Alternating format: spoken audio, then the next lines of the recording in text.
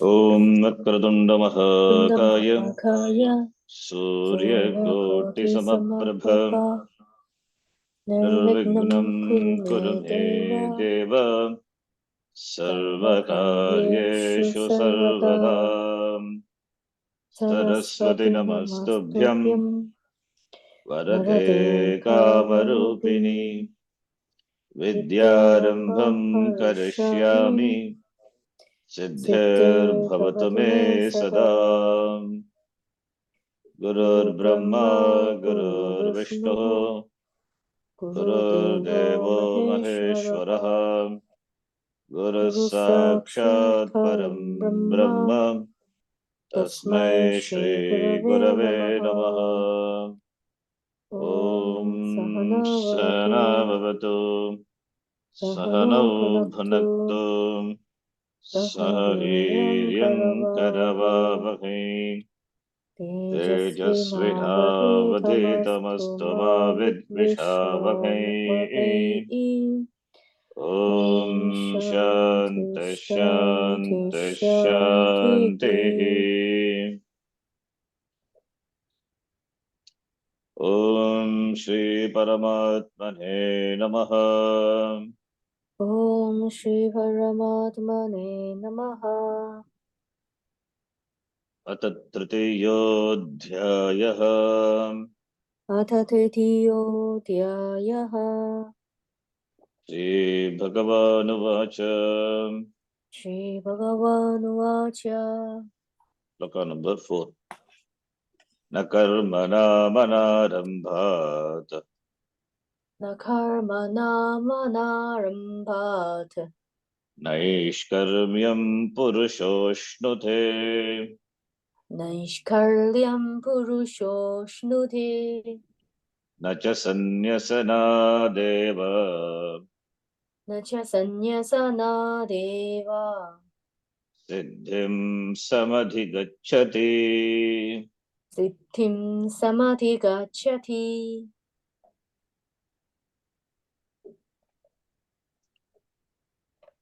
Sanyasanat siddhim moksham na samadhigacchati. Karmana manarambhat naishkarmyam na ashnute. Purushaha na ashnute. So without taking to action, actionlessness is not gained by the Purusha. Purusha cannot gain. Similarly, just by sannyasa, moksha is not gained. Therefore, the sannyasa is the means. Then mere sannyasa should give moksha, but it is not so. Then what is? Jnana. So whichever lifestyle, jnanena eva mokshaha. Kevala sanyasanat, sannyasa, sanya, sannyasat, mokshaha na bhavati. So therefore, actionlessness, that is a siddhi, that is a moksha, that is not possible without action. Actionlessness is moksha, that moksha is possible only through karma, that is karma yoga.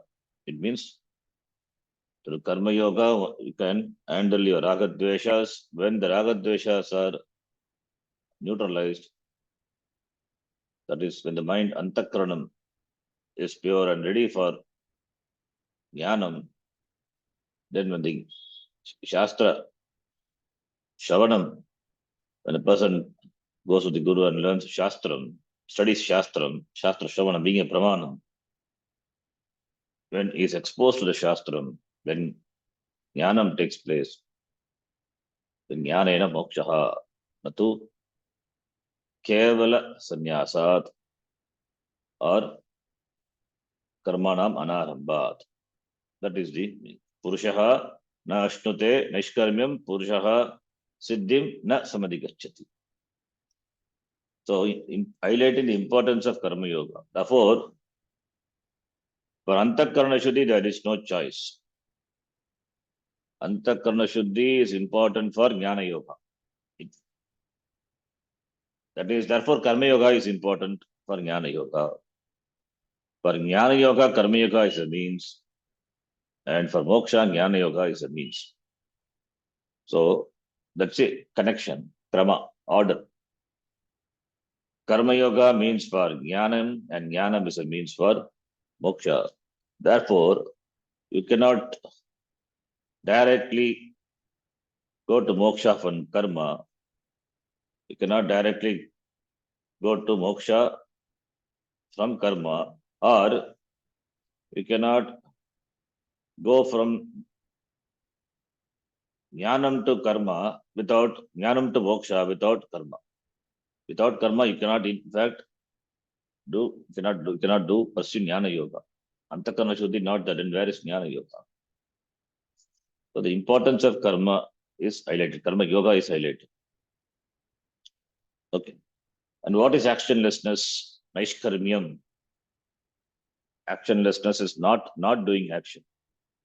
Actionlessness is the end, for which the means is being in action. And being in action means action with attitude.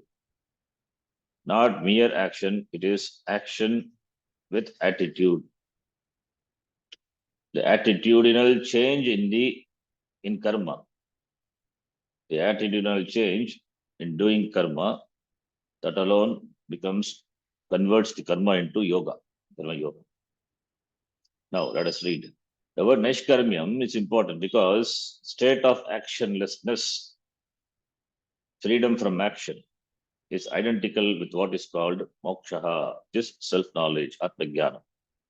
It looks so simple. By doing nothing, you will gain the state of actionlessness and therefore moksha.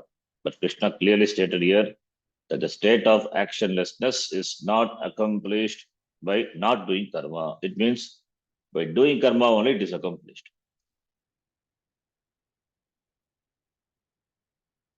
So double negative is the state of actionlessness not accomplished by not doing karma. It means by karma only it is accomplished. Double negative. Thus, it is not as simplistic as one might think. We know that the state of action means to be active. It is natural, therefore, to think that what we have to do now is to be inactive in order to gain the state of actionlessness called moksha. Thus, the question arises: why perform all these actions? Then Krishna asked Arjuna the same question: why should he perform action, let alone such a terrible action, ghora karma, yuddha karma? He has to kill the enemies, and that too his own kith and kin, his grandfather and guru Dronacharya, etc. He too thought that by giving up all his actions, he would gain the state of actionlessness, that is moksha.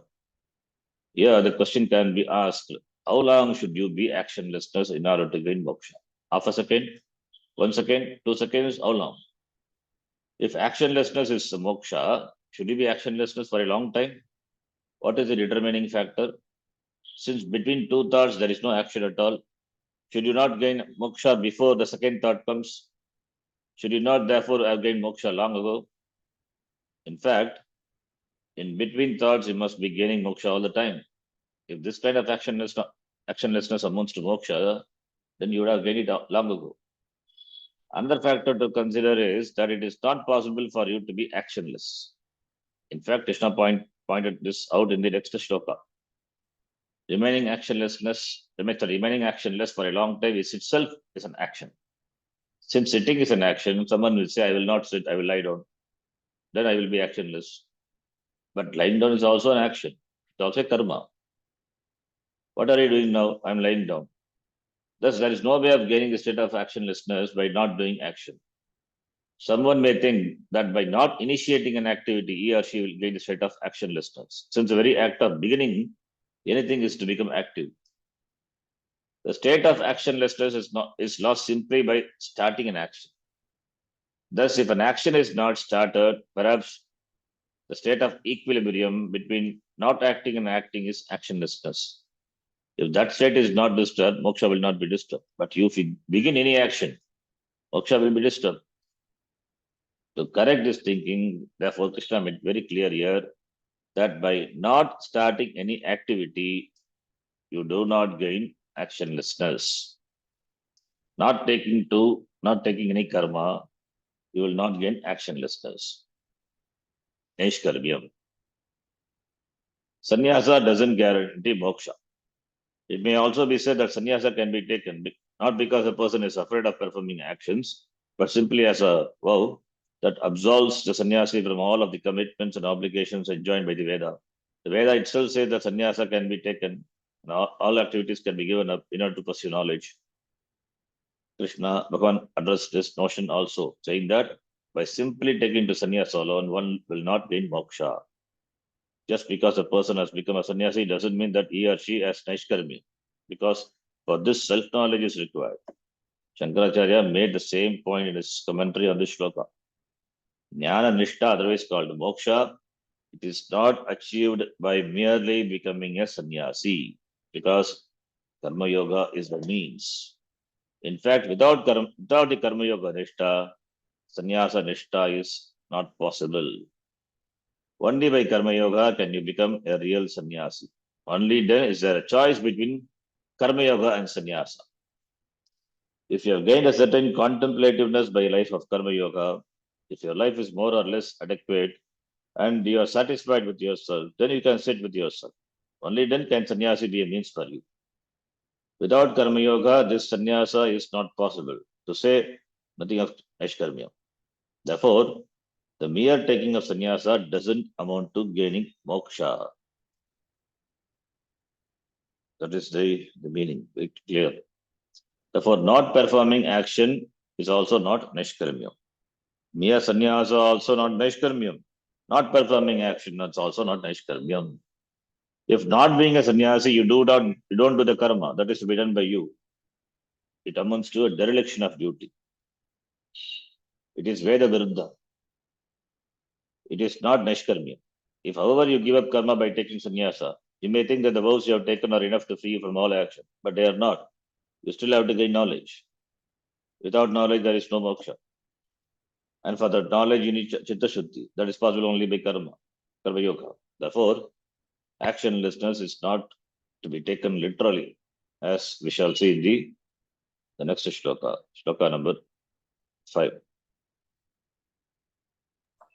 न हि कश्चित् क्षणमपि Nahi kaschit kshanamapi जातु तिष्ठत्य कर्मकृत् jatutishthya karma krita कार्यते ह्यवशः कर्म karyate hyavasya karma सर्वः प्रकृतिजैर्गुणैः sarvav prakriti jai gunaihi.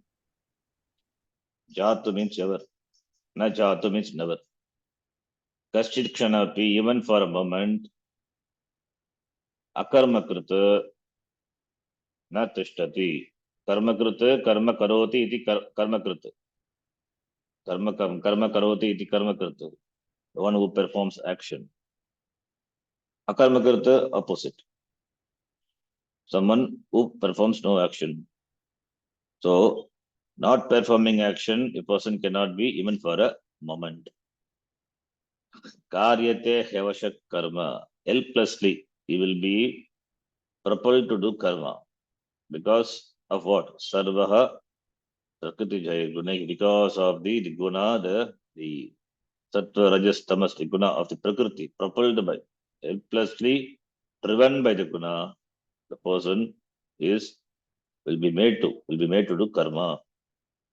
Even if you don't want, you will be impelled to made to do karma because of your guna, prakriti guna. Guna means sattva, rajas, tamas, the three gunas. If rajas is there, it will definitely made you. If rajas is more, all the three gunas will be there. If rajas is there, it will make you do more and more karma. Even if you don't want, it will make you cannot remain quiet for a moment. If tamas is there, rajas is less, then also it will propel you to do karma, any karma, even sleeping, lying down, laziness, not moving. That is also a karma. So helplessly you will be doing karma only. The nature will propel you. The nature, that is what? Prakriti. Prakriti jair gunehi. Prakriti ja. Born of Prakriti. Prakritehe. Jayate. Iti Prakriti ja. Prakriti jaha. Prakriti jaihi gunehi. Indeed, no one ever exists. No one ever exists for even a second, kshanamapi, without performing action. Because everyone, avashaha, helpless, being helpless, is made to perform action by the prakriti gunas, that is by the gunas born of prakriti. In fact, these gunas are the prakriti. Prakriti are nothing but the gunas. Prakriti, prakriti jaihi gunaihi. There is no person who can exist even for a second, now or later, without performing any action whatsoever. It cannot be said that someone who is young and active, either meaningfully or idly, performs action, and someone who is old and inactive doesn't. Young or old, no one exists without performing one action or the other at any given time, even for the shortest period of time. Even Krishna performed action. Now he is driving the chariot, he was talking, he was teaching. And if he had not been teaching, he would have been doing something else. He would be driving the Arjuna's chariot, the war, the battlefield. If there were no one to teach, he would simply pick up his flute and play. He would not remain quiet for very long. And even if he did, sitting quietly, that also would be an action only. In India, there is an expression, keeping quiet, which means a person is doing nothing. But keeping quiet is definitely an activity. No one keeps quiet, one is quiet. Keeping quiet is an action, but keeping is an action. Because keeping is an action. So, karma defined. There is therefore no time whatsoever when you are free from activity. We can see that there are many varieties of activities with many definitions. For instance, whatever is done voluntarily by you is karma. Closing your eyelids involuntarily is also karma. A general definition of karma is that which is in the form of action. Chalanatmakam. Chalanatmakam karma, the movement, any movement. Closing the eyelids, opening the mouth, eating, something enters. Similarly, breathing, it's an action. So everything is karma. If action is motion, chalanatmakam, then non-action, akarma, must be motionless, and therefore naishkarmya. But is it? How long can you be motionless? When a person who considers himself motionless is asked, do you do any karma? He may not answer because talking is a karma. Instead, he shakes his head in the negative, which is also an action. Similarly, if he nods his head in agreement to the question, are you doing akarma? He is also performing an action. The entire body is always in a state of activity. Breathing is motion, thinking is motion from one thought to another. Eating is an activity, even when performed by one who has given up all activity. There may be a special name for it, bhiksha, but even so, it is an action only. Just see what a bhikshu will do. If instead of giving food, we can simply write the word bhiksha on a piece of paper and hand it to him. Similarly, cooking, working, and bathing are all karmas only. Sitting in a chair, cross-legged on the floor, or any other manner is karma. All these karmas are in the form of motion. If this is so, when are you going to be motionless? Only when you know I am motionless. My nature is motionlessness. That is possible only in knowledge. In knowledge alone, there is akarma. There is no other akarma otherwise. If at all there is akarma, inaction, that is only in jnanam. There is no akarma otherwise.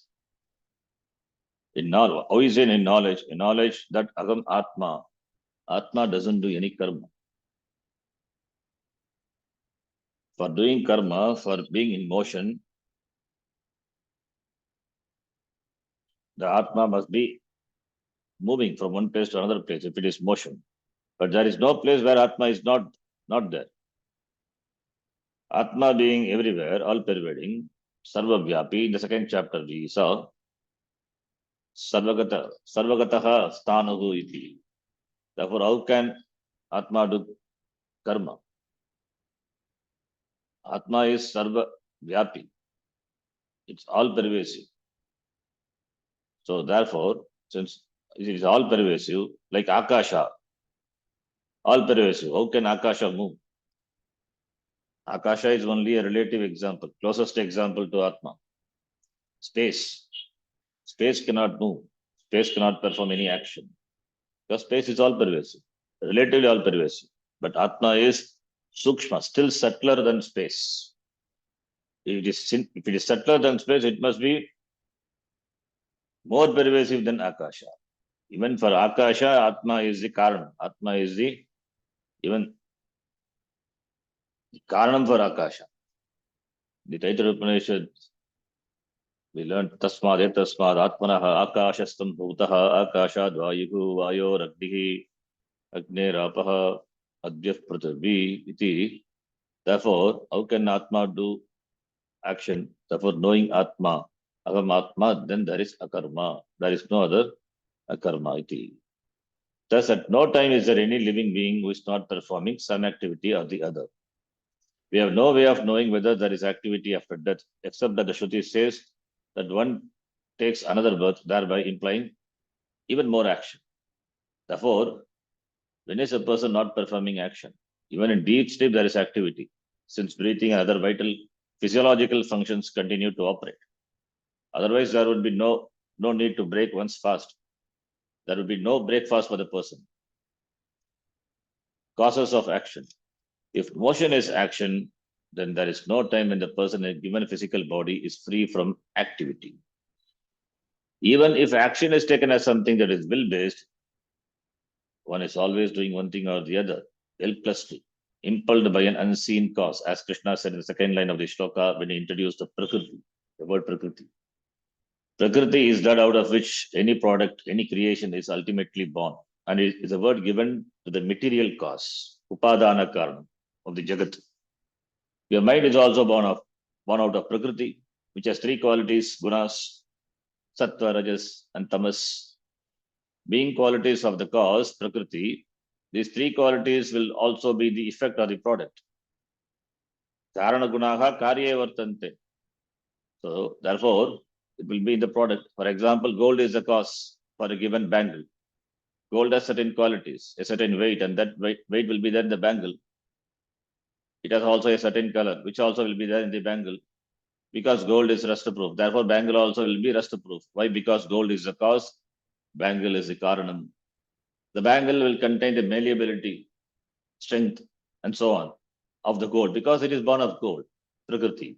So, gold is a prakriti and bangle is the effect. Prakriti meaning cause.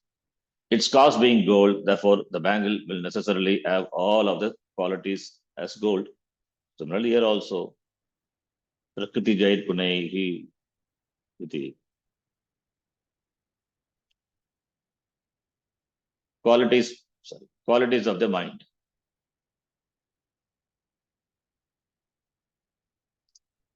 Similarly, Antakaranam, the mind is born of Prakriti and has the same qualities, Sattva, Rajas, and Tamas.